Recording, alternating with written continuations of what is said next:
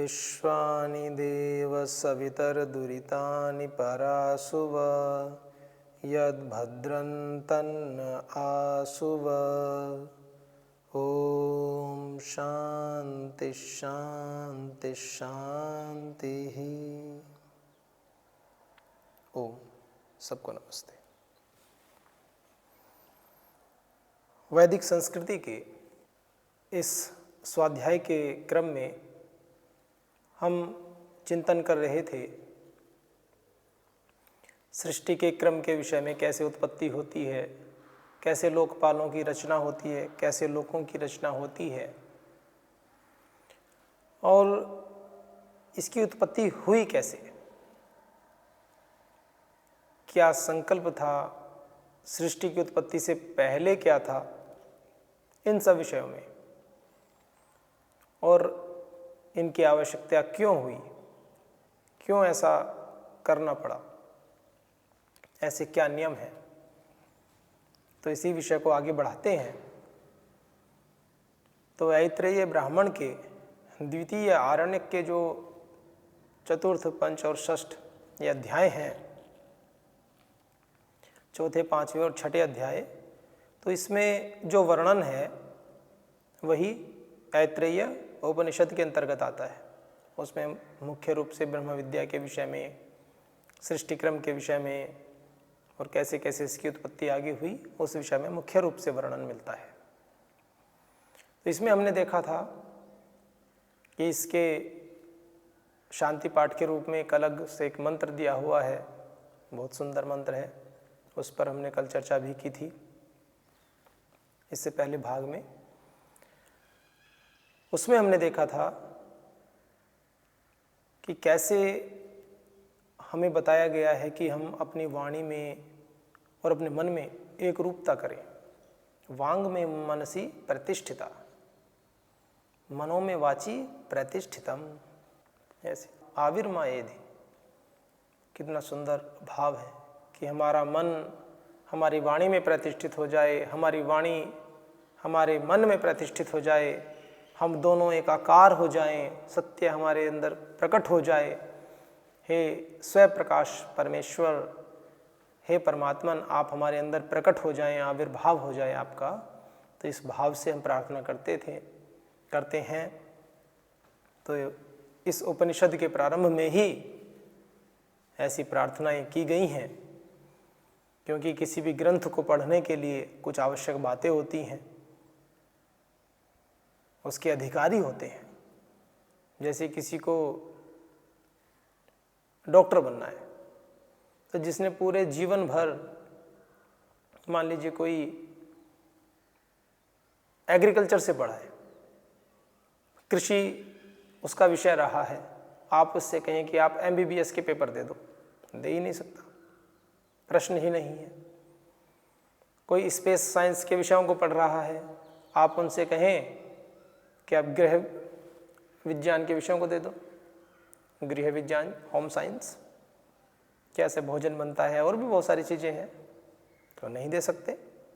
हर व्यक्ति का अपना अपना विभाग है। जैसे जैसे विभाग से जो पढ़ते हैं, तो ऐसे ही ग्रंथों को पढ़ने के भी अधिकारी होते हैं। तो इसमें सत्यार्थ प्रकाश एक बड़ा महान ग्रंथ है, महर्षि दयानंद सरस्वती जी ने लिखा है। उसमें शिक्षा विषयों को लेकर के, व्यवस्थाओं को लेकर के, ईश्वरीय विषयों को लेकर के जो भ्रांतियाँ समाज में होती हैं, उनको दूर करने के उद्देश्य से कैसे हम आपस में व्यवहार करें, कैसे बरतें, राजा को कैसे कर्म करने चाहिए, प्रजा को कैसे बरतना चाहिए, सभी विषयों को लेकर के उन्होंने समुल्लास अर्थात अध्यायों के अंतर्गत उसको पिरोया है। तो बहुत अच्छा है। उसमें पूरे उन्होंने 14 समुल्लासों में पूरा वर्णन किया है। तो उसमें वो पहले लिखते हैं कि मेरे ग्रंथ को जैसा मैंने बनाया है उस भावना से आप पढ़ें। अपना मंतव्य उन्होंने दिया है कि इस ग्रंथ का उद्देश्य किसी की निंदा करना नहीं है, किसी की प्रशंसा करना नहीं है, यथार्थ ज्ञान को कहना है, जो यथार्थ है, जो सत्य है, तीनों कालों में, चाहे किसी भी मजहब, किसी भी संप्रदाय का हो। वर्तमान काल में जैसे हिंदू हैं, मुस्लिम हैं, ईसाई हैं, तो सभी के उन्होंने, सभी पंथों के जो भी विषय हैं, अच्छी बातें हैं, ठीक है, लेकिन किसी किसी में प्रक्षिप्त भी है उनको, जो वर्तमान देश काल परिस्थिति के आधार पर समय के अनुसार वैदिक रीत नियमों के अनुसार जो सत्य नहीं पाए गए, उन्होंने अपना मंतव्य रखा है और किसी के प्रति द्वेष भावना से नहीं रखा है, ये उन्होंने उसमें स्पष्ट किया है। और यह भी कहा है कि जो व्यक्ति इस ग्रंथ को इस भावना से पढ़ेगा, सत्य के ग्रहण करने और असत्य के छोड़ने में सर्वदा उद्यत रहना चाहिए, कि जो सत्य को ग्रहण करने के उद्देश्य से इस ग्रंथ को पढ़ेगा, सत्यार्थ प्रकाश के विषय में कहा उन्होंने। और ये बात हम कहीं भी लगा सकते हैं। हर ऋषि का एक अपना दर्शन होता है, पहले उस दर्शन को समझें, उसके पश्चात उस ग्रंथ को पढ़ें। ऐसे नहीं कि पुस्तक उठाई और पढ़ना शुरू कर दिया। पहले उस विषय के जो जानकार व्यक्ति हैं, आजकल तो इंटरनेट का ज़माना है, बहुत सारी चीज़ें आप घर बैठे भी सुलभ प्राप्त कर सकते हैं, तो सामान्य जानकारी, उनका दर्शन क्या है, उसके पीछे उनका भाव क्या है, वो पढ़ना आवश्यक होता है। वो क्यों ऐसा कह रहे हैं, किन विषयों को आधार मानकर अपनी बात कह रहे हैं, और उसके प्रैक्टिकल इम्प्लीकेशंस क्या हैं, एप्लीकेशंस क्या हैं, वो सभी बातें हमें जाननी चाहिए। तब उसको पढ़ने का पूर्ण लाभ होता है और हम विषय से जुड़ जाते हैं, उन ऋषियों से, उन ग्रंथों से हम जुड़ पाते हैं, उनके सार को ग्रहण कर सकते हैं। नहीं तो हम इसमें तो ये गलत बात लिखी है जी, उसमें ऐसा क्यों लिखा है जी। अब श्री रामचरितमानस है, इसमें अगर हम पढ़ते हैं और आप भगवान श्री राम को मर्यादा पुरुषोत्तम राम एक पुरुष के रूप में ही रख करके और आप उसको पढ़िए, आपको ऐसा लगेगा कि इन्होंने तो बहुत अतिशयोक्ति की हुई है। जगह जगह पर आपको आपकी तर्क बुद्धि जो है वो आपको सोचने पर विवश करती रहेगी, प्रश्न उठाती रहेगी। तो उससे पहले आप महात्मा श्री तुलसीदास जी के विषय में जानिए। उन्होंने मर्यादा पुरुषोत्तम भगवान राम को अपना आदर्श, मतलब एक तरह से भगवान का ही अंश, एक अवतार मान करके उस ग्रंथ की रचना की है। साक्षात भगवान ही माना है अपना, और उस भावातिरेक में होकर के पूर्ण भाव से, समर्पण भाव से, मैंने कल भी कहा था पूर्व अंक में कि जब हम अपने ईश्वर के साथ, अपने आराध्य इष्ट देव के साथ में एक आत्म स्थापित कर सकते हैं, एक आत्म भाव स्थापित कर लेते हैं, तो फिर वो ईश्वर जैसे ही लगने लगते हैं हमें। तो उस भाव में उन्होंने अपने ग्रंथ की रचना की है। बहुत ही सुंदर भाव है, बहुत ही अच्छे भाव है, मन को और चित्त को बड़े ही पवित्र करने वाले भाव हैं, शुद्ध करते हैं। भाई आप ईश्वर अर्पण बुद्धि से, गुरु अर्पण बुद्धि से, गुरु की भक्ति में, गुरु निष्ठा में पूर्ण समर्पित हो जाएं आप, बाकी कार्य छोड़ दें। ईश्वर को भी तो परम गुरु कहा गया है, तो कहीं से तो शुरुआत करें आप। तो जब आप शुरुआत करेंगे तो मार्ग स्वतः खुलने लगेंगे आगे के भी। तो इस भाव से लिखा है। तो ऐसे ऋषि दयानंद ने कहा कि मेरे ग्रंथ को पढ़ने से पहले भी आप में योग्यता होनी चाहिए, तात्पर्य समझिए, आसक्ति हो, आकांक्षा हो, इस तरह के उन्होंने आधार दिए कि इनको पढ़ें, तब इसको आगे पढ़िए आप, ताकि आपको ठीक ठीक विषय समझ में आए। नहीं तो पता चले कि आज समाज में किसी के सामने बात कर लो महर्षि दयानंद सरस्वती जी की, व्यक्ति सबसे पहले ये सोचने लगते हैं कि भाई ये तो पता नहीं कौन सी दुनिया से आ गए, ये तो विरोध करेंगे। एक ऐसी मेंटालिटी, एक ऐसा मस्तिष्क, एक ऐसी विचारधारा हमने डेवलप कर ली समाज में कि ऋषियों के नाम लेते ही हमें कहते हैं ना जैसे एलर्जी सी हो जाती है, तो ऐसी हो जाती है। क्यों? क्योंकि वो हमारी विचारधारा से मेल नहीं खाते। ऐसा नहीं है। परम श्रद्धेय गुरुजी महाराज ने एक दिन कहा कि ऋषियों में कभी वैर नहीं होता है, ऋषियों में आपस में कहीं संघर्ष नहीं होता है। ऋषि आपस में एक दूसरे में कभी संघर्ष नहीं करते हैं। तो हमें उनके मंतव्य को समझना चाहिए, वो किस बात को आश्रय करके अपनी बात कह रहे हैं, नहीं तो फिर ऋषि कैसे। तो इसलिए सत्य ऋषि कैसे होते हैं? सत्य के अन्वेषक होते हैं। ठीक ठीक ऋषि सत्य को ठीक ठीक बताने वाले होते हैं, बिना किसी मिलावट के। ऐसा नहीं कि आपको अच्छा लगे या बुरा लगेगा, तो आपको किसी राजा के सम्मुख हैं और कोई गलत बात भी है तो उसको आप नहीं कहेंगे, ऐसा नहीं है। वो जो सत्य होता है उसको कहते हैं। यही तो ऋषियों की परिभाषाएं हैं, निर्भय होकर के, क्योंकि वो केवल उस परमपिता परमात्मा से ही डरते हैं, अन्यथा निर्भय होकर विचरते हैं। अभयम पुरस्ताद अभयम, ऐसे वेदों में मंत्र आते हैं कि हम अभय रहें, मित्रों से भी अभय रहें, अमित्रों से भी। मित्राद भयम अमित्राद भयम, हे ईश्वर हमें ऐसा कर दीजिए कि हम मित्रों से भी और अमित्रों से भी, अर्थात निर्भय रहें, किसी प्रकार का कोई भय न रहे और ईश्वर राज्य में सदैव जीते रहें। आप स्वयं भी देख सकते हैं, जब आप अच्छे कर्म करते हैं, उत्साह में पुरुषार्थ में रहते हैं, और कोई भी गलत कर्म करते हैं तो मन में हीनता आती है, लज्जा की भावना आती है, डर उत्पन्न होता है। तो ग्रंथकार क्या कहते हैं कि ग्रंथ को पढ़ने के अधिकारी होने चाहिए। तो उसमें प्रारंभ में ही उन्होंने कहा कि जब आप ऐत्रेयोपनिषद पढ़ें तो कैसे हो, हमारी वाणी वांग में मनसी प्रतिष्ठिता, मनो में वाची प्रतिष्ठितम, आविर्मयेधि, ऐसी अच्छी अच्छी बातें बताई। वेदस्य में आणिस्थ, वेद को मेरे समीप लाइए आप। श्रुतम में माँ प्रहासी, मेरे द्वारा सुना गया मुझसे दूर न जाए, मुझे ना छोड़े, अर्थात जो मैं सुनूं वो मेरे अंदर प्रतिष्ठित हो जाए। जो ज्ञान मैं लूँ, गुरु जो भी ज्ञान मुझे दें, आचार्य ईश्वर के माध्यम से, जो भी पूरी संपूर्ण प्रकृति के माध्यम से जो भी शुभ, जो भी अच्छा ज्ञान मुझे मिले, वो मेरे अंदर प्रतिष्ठित हो जाए। प्रतिष्ठित होने का तात्पर्य है मैं उसके अनुसार आचरण करने लगूं। छोटी सी बात सुनते हैं, सत्य बोलो, सभी ने सुना है। युधिष्ठिर जी की कथा सभी को पता है। गुरुजी ने कहा कि सत्य, सदा सत्य बोलो, पाठ याद करो, सबने याद करके सुना दिया। युधिष्ठिर जी ने नहीं सुनाया। युधिष्ठिर जी की पिटाई हुई, होती रही 5 दिन, 6 दिन, 7 दिन। उसके बाद फिर गुरु जी को बहुत गुस्सा आया, उन्होंने पिटाई की। फिर उन्होंने कहा कि गुरु जी आज पाठ याद हो गया। तो उन्होंने कहा इतनी सी बात याद करने में आपको इतना समय क्यों लगा? तो उन्होंने कहा गुरु जी मैं पूरे इन दिनों मैंने पूरे जीवन, जब से आपने कहा है तब से लेकर आज तक, अपने पूरे एक एक क्रियाकलाप को मैंने उसका परीक्षण किया, ऑब्जर्व किया। तो कहीं कहीं बातों बातों में कुछ ना कुछ विषय में मुंह से असत्य निकल जाता था। कभी स्वयं को बचाने के चक्कर में, कभी बहुत ज़्यादा, कभी कभी होता है ना ओवर स्मार्ट बनते हैं कि बस थोड़ा सा असत्य बोल दीजिए। कक्षा में लेट हो गए, छोटे बच्चे जैसे कभी कभी देखते हैं कक्षाओं में लेट हो जाते हैं, प्रमाद के कारण भी होते हैं और वैसे भी शिथिलता कर देते हैं कभी कभी। तो अचानक से कभी आपको भी सुनने को मिलेगा, घर में बच्चे भी कभी कभी ऐसा कर देते हैं कि माताजी से, पिताजी से कोई गलती होगी, हल्का सा झूठ बोल दिया। तो कहा जी आप लेट क्यों हुए कक्षा में?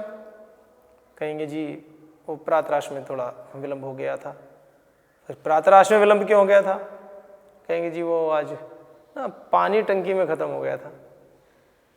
और वहाँ जाकर पूछो, अब गुरुजी तो उन्होंने नहीं जाएंगे वहाँ पर पूछने के लिए, और वहाँ जाकर पता करेंगे तो क्या होगा, ये विलम्ब से आए थे कि पानी तो टंकी में ख़त्म हुआ था, लेकिन वो ख़त्म क्या था, वो रात में ख़त्म हुआ था। जिस समय नहाने का समय था उस समय तो पूरी भरी हुई थी। तो क्या है कि वो एक विषय होता है बस कि उस क्षण हम बस कुछ ना कुछ बोल करके बच जाना चाहते हैं। प्रत्येक व्यक्ति ये चाहता है कि बस हमारा अपमान ना हो, अहंकार को ठेस ना लगे। अंत में तो यही बात आती है निकल करके। लेकिन जो सत्य के अन्वेषक होते हैं वो सज्जनता से, शालीनता से अपने दोष को स्वीकार करते हैं। वो कहते हैं कि हाँ थोड़ी गलती हो गई, प्रमाद हो गया थोड़ा, आगे से ध्यान रखेंगे। सत्य के अन्वेषक होने चाहिए। ऐसे छात्रों के प्रति भी, ऐसे बच्चों के प्रति भी गुरुजनों में, माता पिताओं में आदर का भाव बनता है और ईश्वर उनकी मदद करते हैं। शुभ संकल्पों का उदय होता है उनके अंदर। ये एक व्यावहारिक विषय है। हमें तुरंत ऐसा व्यवहार कर लेते हैं हम लोग, ऐसा नहीं करना चाहिए। छोटे फायदे को देख करके बड़े नुकसान की कल्पना भी करनी चाहिए।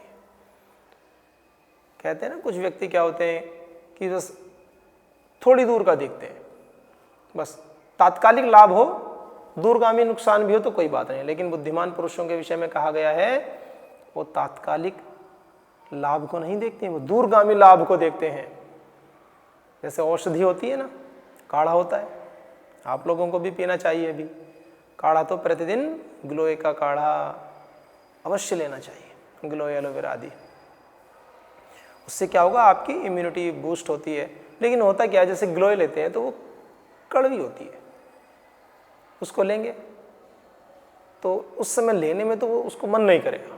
तो जो तात्कालिक लाभ देखने वाले होते हैं वो उसको नहीं लेंगे, सोचेंगे कि ये नहीं, ये कड़वी है, इसको नहीं लेते। लेकिन फिर जो उसके परिणाम स्वरूप बुखार आदि होगा, परिस्थितियाँ और ज़्यादा खराब होंगी, उसको सहन करते हैं, फिर वो लंबा काम हो गया। ऐसे ही आप यहाँ पर देख लीजिए, हम अपने छोटे छोटे फायदों को देखते हैं और उसके परिणाम स्वरूप जो दीर्घ काल में नुकसान होने वाला है उसकी कल्पना नहीं कर सकते। ऐसे योग साधना में आता है। हमें तप करना चाहिए अपनी वृत्तियों के ऊपर, आसुरी प्रवृत्तियों के ऊपर, अपनी क्लिष्ट वृत्तियों को शांत करना चाहिए, अक्लिष्ट वृत्तियों का उदय करना चाहिए जो कि हमारी सहायक वृत्तियाँ होती हैं। उसके पश्चात धीरे धीरे उनको भी रोक करके योग की साधना में आगे बढ़ा जाता है। किसी को IAS की परीक्षा में पास होना है तो वो तात्कालिक कष्टों को नहीं देखेंगे। पढ़ते समय कि भाई प्रातःकाल उठना और पूरा दिन पढ़ना, 18-18 घंटे, 12-12, 16-16 घंटे पढ़ाई करते हैं, 16 से 18 घंटे ही पढ़ते हैं बच्चे। कितनी मेहनत करते हैं, कितना पुरुषार्थ करते हैं, MBBS करते हैं, IIT पास करते हैं। लेकिन क्यों करते हैं? ऐसे तो वो भी सोचने लगे कि बहुत कष्ट हो रहा है जी, हम नहीं पढ़ते। नहीं, पढ़ना चाहिए। क्यों? हम अपने यहाँ भी देखते हैं, पतंजलि गुरुकुलम संस्थान है, वैदिक गुरुकुलम संस्थान है, आचार्य कुलम है, पतंजलि विश्वविद्यालय है। यहाँ पर छात्रों की जो दिनचर्या है बहुत ही आदर्श दिनचर्या जीते हैं, शास्त्र स्मरण करते हैं, श्रीमद् भगवद गीता हो, वेद शास्त्रों को भी, उपनिषद और अष्टाध्यायी महर्षि पाणिनिकृत जो भी श्रेष्ठ रचनाएं हैं, पंचोपदेश आदि याद करते हैं, दर्शन आदि। तो कष्ट तो होता है, पूरी एकाग्रता से बैठना और पढ़ना, प्रतिदिन पढ़ना, नियमितता के साथ पढ़ना, याद करना। लेकिन दूरगामी लाभ बहुत अच्छे होंगे उनके जीवन में सत्व का उदय होगा, कभी भी निराशा नहीं आ सकती। गुरुकुल का पढ़ा हुआ ब्रह्मचारी जीवन में कभी निराश नहीं हो सकता।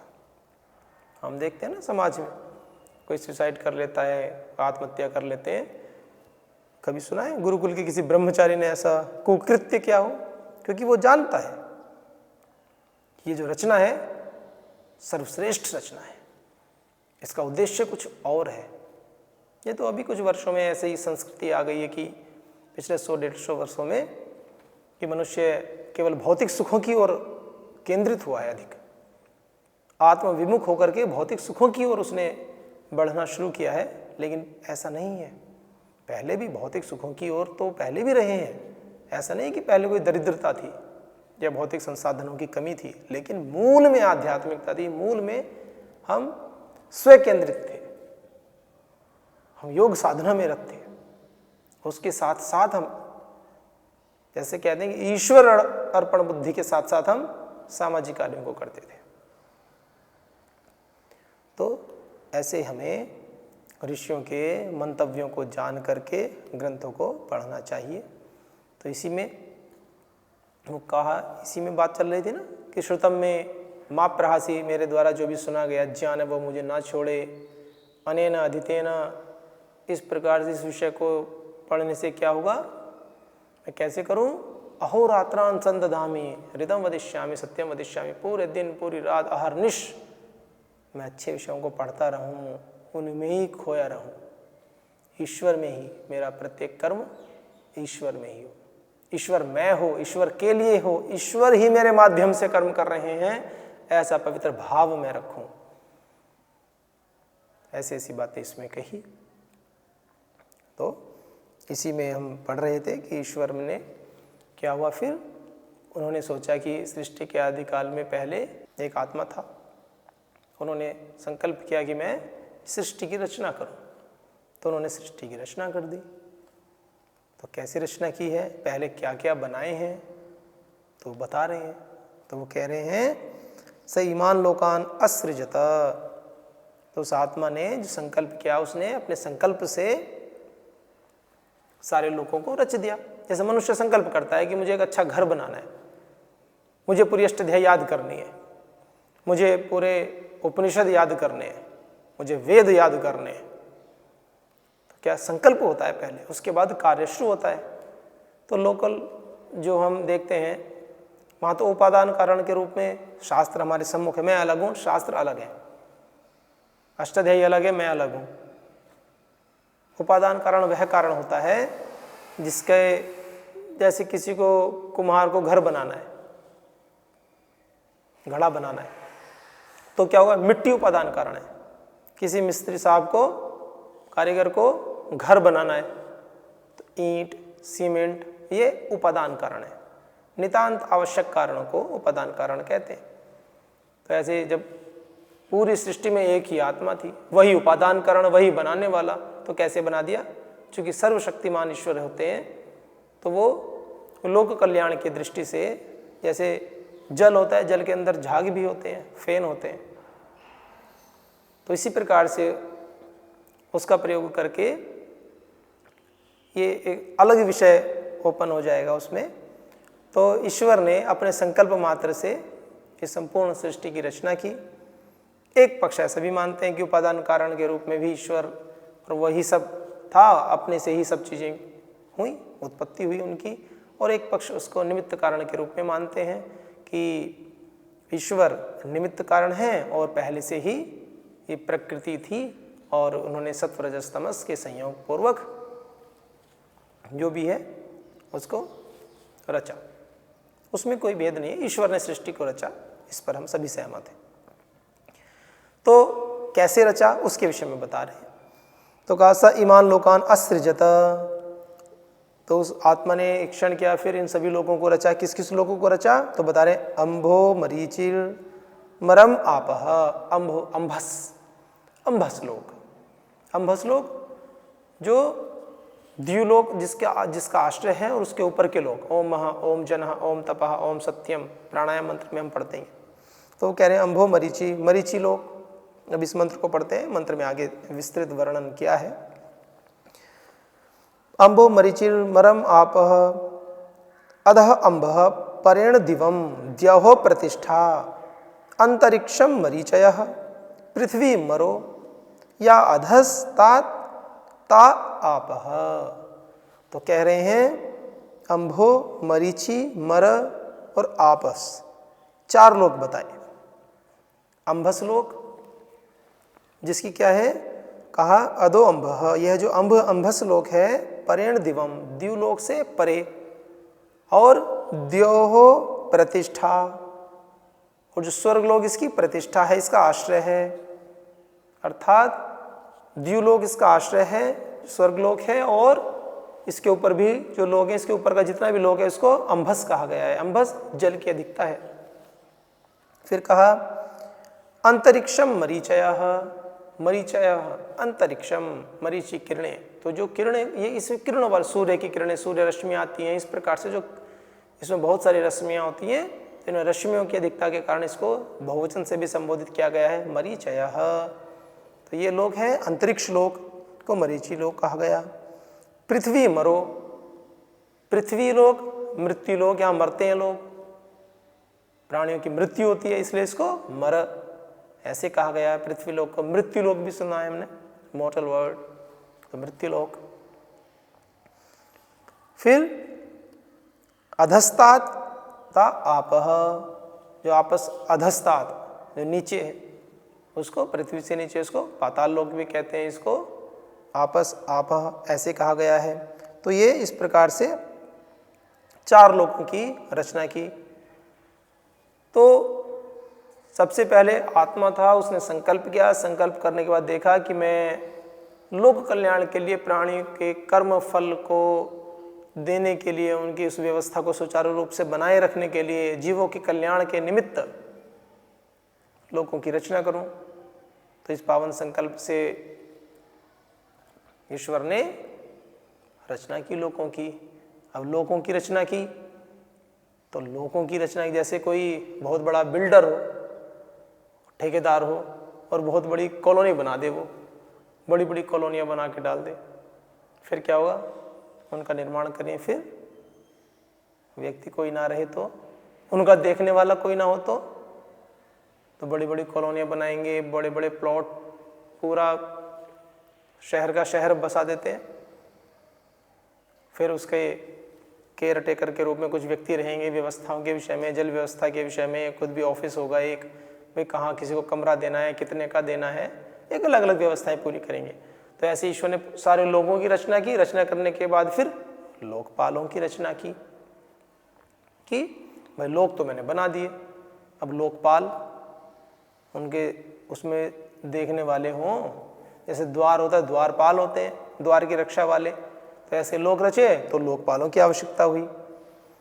तो इसमें किस लोक के कौन से लोकपाल हैं, कैसे मनुष्य का शरीर कैसे उत्पन्न हुआ है, एक विराट स्वरूप को लेकर के। अभी हम बात किसकी कर रहे हैं? एक विराट स्वरूप की, जिसके मूल में ईश्वर है। निमित्त कारण के रूप में आपको उचित लगे आप निमित्त कारण के रूप में मान लीजिए, उपादान कारण उचित लगे उपादान कारण के रूप में मान लीजिए। यहाँ कोई विरोध नहीं है। विरोध इस बात का है, विषय यह है कि हमें इस रचना को समझना है कि वो कैसे उसकी रचना हुई। तो श्रीमद् भगवद गीता में विभूति योग में लिखा है, 10वां अध्याय, उसमें आता है कि यच्चापि सर्वभूतानां बीजम तदहम अर्जुन, कि हे अर्जुन, हे परंतप, सभी भूतों का जो बीज रूप है, जो कारण रूप है, वो मैं ही हूं। ऐसे न तदस्ति विना यत् स्यात् मया भूतम चराचर। ऐसा कोई भी चर और अचर, कोई भी ऐसा जीव नहीं है जिसमें, जीव या जो भी अचर वस्तु है, चर है, कोई भी ऐसा नहीं है जो मेरे बिना हो, यानी जिसमें मैं ना हूं। हम कहते हैं ना कि ईश्वर कण कण में व्याप्त है, तो यही तो है। तो अभी कैसे कैसे लोकपालों की रचना हुई, कैसे आगे सृष्टि क्रम को बढ़ाया गया, इस विषय में अगले अंक में चर्चा करेंगे। आप सभी का बहुत बहुत धन्यवाद। ओम।